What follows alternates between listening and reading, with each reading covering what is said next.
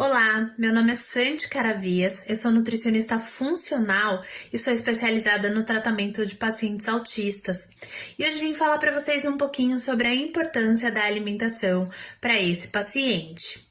Primeiro de tudo, 90% dos autistas têm problemas em questões alimentares, sérios problemas, sendo que desses 90%, 70% apresenta algum tipo de seletividade alimentar, algum grau de seletividade. Mas isso não é só uma questão individual do paciente autista, né? Crianças típicas também podem possuir alguma seletividade alimentar. E aí, muitos pais costumam não achar que isso é um problema, porque muitas vezes a criança está dentro do peso, ou a criança está com um crescimento normal, vai no pediatra, está dentro da curva. Só que questões alimentares que trazem impacto para a saúde não se relacionam somente ao peso. Muitas dessas crianças têm um peso normal, muitas vezes têm um sobrepeso, mas apresentam uma fome oculta. O que é isso?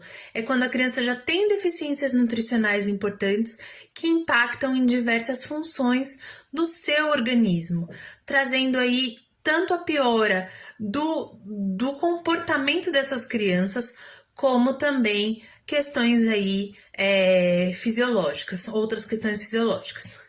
Estar bem alimentado é totalmente diferente de estar bem nutrido. E aí surge uma dúvida muito comum entre as mães. As mães me perguntam: tudo bem, Santi, mas como eu sei quando é o momento certo para eu procurar um profissional e pedir ajuda? Ou até que ponto eu sei que aquela questão começa a impactar negativamente na saúde do meu filho? Então, eu vou trazer aqui algumas bandeiras vermelhas que sinalizam perigo para o seu filho, risco nutricional, e que te dizem que você deve procurar ajuda quando você tem alguma dessas questões. Então, primeira delas, né? Crianças dependentes de mamadeira em idades mais avançadas. É importante que você procure a ajuda de um profissional, né, para que a gente faça aí uma análise das causas desse problema e que a gente consiga aí entrar com ações efetivas para conseguir solucionar junto com os pais. Outra questão, outra bandeira, né, outro sinal vermelho seria quando crianças que o momento da refeição já se tornou um transtorno em casa. Então, são momentos com brigas, com birras, comportamentos de protesto para se esquivar da alimentação, né? E muitas vezes esses pais acabam compensando, oferecendo outros alimentos para que a criança acabe comendo pelo menos alguma coisa. Isso acaba virando um ciclo vicioso e perigoso para a criança. E a criança, ela entende que se ela se recusa a comer aquele alimento, vem algo mais gostoso. E aí ela passa a sempre negar o que para ela não é tão saboroso. Outra questão, crianças que apresentam dor ao comer.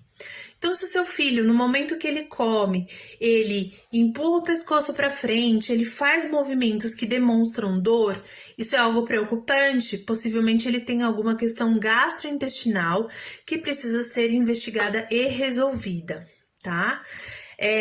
Refluxos, vômitos, a criança que tem muita eructação, né, muitos arrotos, né, pós-refeição, durante a refeição.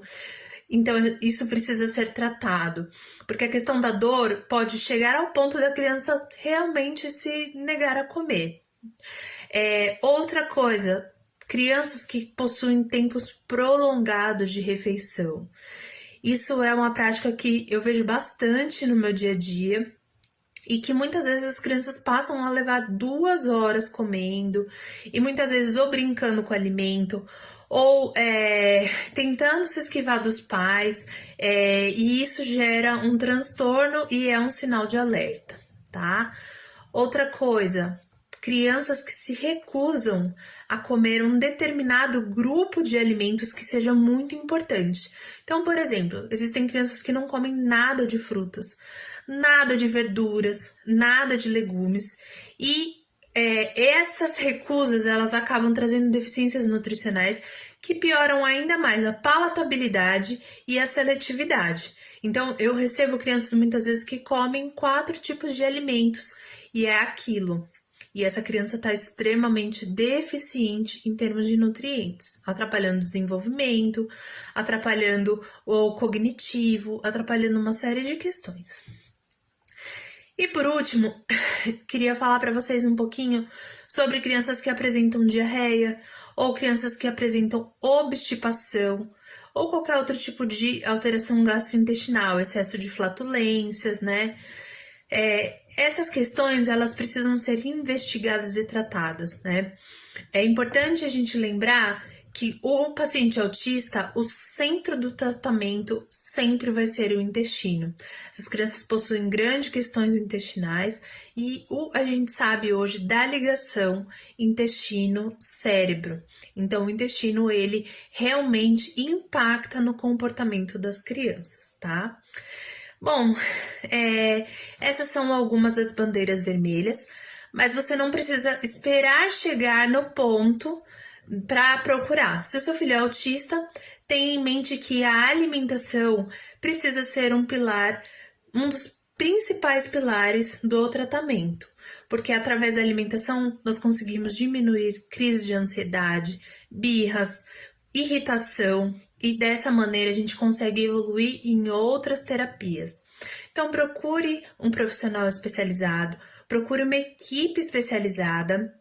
Eu atendo aqui na Anália Franco, numa clínica especializada em autismo. Nós temos uma equipe multi para poder ajudar em todas essas questões.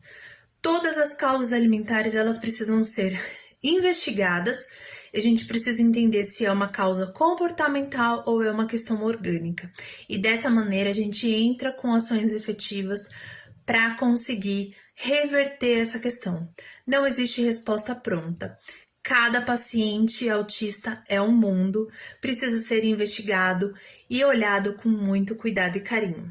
Então, um grande beijo, espero ter ajudado vocês e qualquer coisa me mandem mensagem que eu vou ter muito prazer em responder. Um super beijo e até mais!